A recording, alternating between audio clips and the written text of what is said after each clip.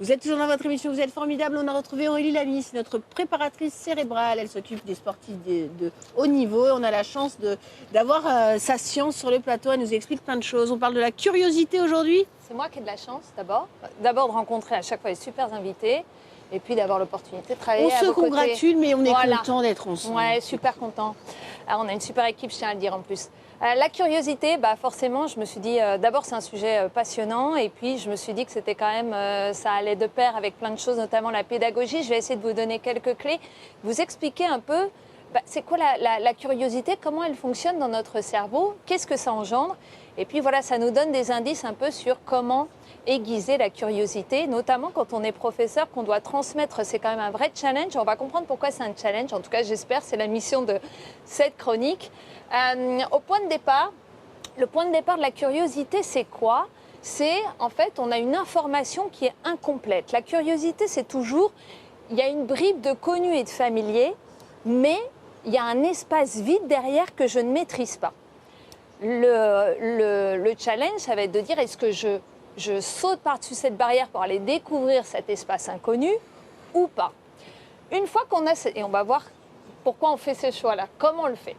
Cette information incomplète va venir activer deux zones de notre cerveau, l'hippocampe qui fait partie des centres de la mémoire, et on va voir qu'on la retrouve beaucoup. C'est intéressant de lier mémoire et curiosité.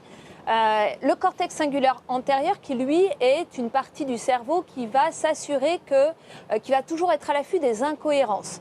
Donc là, il note qu'il y a une petite incohérence. Je connais quelque chose, mais je ne connais pas tout. La mémoire va se dire, tiens, il me manque des bribes dans cette partie-là. Donc, une fois qu'on a ça, eh bien, ces deux parties-là vont venir activer le cortex préfrontal. Alors, le cortex préfrontal, je vous en ai parlé plein de fois, c'est le cerveau de l'analyse. C'est lui qui va avoir la responsabilité de faire le choix de sauter la barrière de l'inconnu ou de rester. C'est le boss, quoi. C'est le boss. Et là, comment il va faire ce choix-là? Il va soit rendre un avis défavorable, je ne saute pas la barrière, soit rendre un avis favorable, il y a intérêt à sauter cette barrière. Il va faire ce choix-là en fonction de la réaction que va engendrer en fait cet inconnu, qui va soit générer de l'indifférence ou de l'anxiété, et là l'avis est rendu défavorable, ou au contraire de la motivation. Comment notre cortex préfrontal comment notre cerveau peut avoir ces deux types de réactions? Eh bien, ce qui est intéressant, c'est de savoir que l'élément majeur de la curiosité, c'est l'écart informationnel. Et c'est toute la difficulté quand on fait cours à une classe, je trouve. L'écart informationnel, s'il est trop grand ou trop petit, ça va générer ce type de réaction. C'est-à-dire que l'écart informationnel, c'est la différence entre ce que vous connaissez, la partie connue et familière, et la partie inconnue. Si l'écart informationnel est trop grand, c'est-à-dire je pense que je sais trop peu de choses et donc l'inconnu est trop vaste, ça va générer de l'indifférence ou de l'anxiété, enfin plutôt de l'anxiété, pardon. Si l'écart est trop grand et s'il est mesuré comme trop petit, ça va générer de l'indifférence. Moi, je n'ai pas intérêt à aller regarder ça. Je sais déjà la plupart des choses. Je ne vais rien apprendre de plus de fondamental.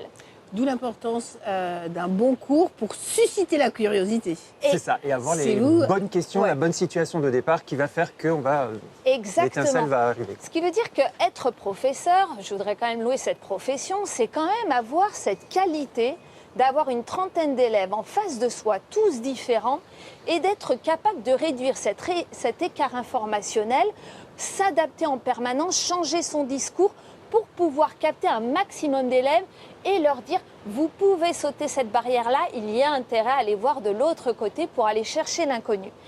Et ça rejoint, alors pour moi, deux choses. La capacité à rassurer. Quand l'inconnu semble trop grand, il faut savoir que moi, des fois, ça me fait ça. Quand je fais des recherches, je pense que ça le fait à toutes les personnes qui font des recherches. Il y a des moments, quand je fais des recherches, je me rends compte de tout ce que je ne sais pas. Il y a un petit côté anxiogène, mais en fait, je ne sais rien. Et c'est un peu le propre. D'ailleurs, Socrate a dit, la seule chose que je sais, c'est que je ne sais rien. Et pourtant, mon Dieu, qu'ils savaient bien plus de choses que la moyenne, parce que plus on recherche, plus on apprend, plus on se confronte à tout ce qu'on ne sait pas, et ça peut être générateur d'anxiété. Donc le professeur, c'est celui qui va rassurer, qui va dire aux élèves, vous pouvez le faire, vous êtes capable de le faire, et il y a un intérêt à le faire, donner du sens. Cet inconnu, si vous allez voir derrière, vous allez ouvrir des espaces fabuleux. Et donc, au final, c'est un vrai challenge de pouvoir faire ça. Donc, en tout cas, ça nous indique sur ça. Et quand la vie est rendue favorable, eh bien, ça va engendrer de la motivation qui elle-même va venir activer le circuit de la récompense. Et il faut savoir que le circuit de la récompense, c'est celui qui procure du plaisir, mais qui active également le circuit de la mémoire. D'où le fait que, en fait, quand vous êtes curieux, tout ce que vous allez apprendre de par votre curiosité va être bien plus mémorisé que ce que vous apprenez par cœur. Et donc, c'est aussi pour ça que beaucoup d'adultes, une fois qu'ils ont quitté l'école, j'en fais partie notamment, se sont intéressés à des domaines spécifiques et là, pour le coup, eh bien, ont développé des vraies aptitudes de curiosité qu'ils n'avaient peut-être pas à l'école parce que, pour le coup, l'intérêt et la motivation était bien plus grande. Alors le seul conseil qu'on peut donner, c'est cultiver votre exploration heureuse. Et la nature est un fabuleux endroit pour découvrir des choses, éveiller sa curiosité de façon légère et heureuse. Et c'est un des moteurs, en tout cas, pour aiguiser la curiosité. Et bravo aux professeurs, en tout cas, pour cet exercice périlleux qu'ils font chaque jour en classe face à une trentaine d'élèves.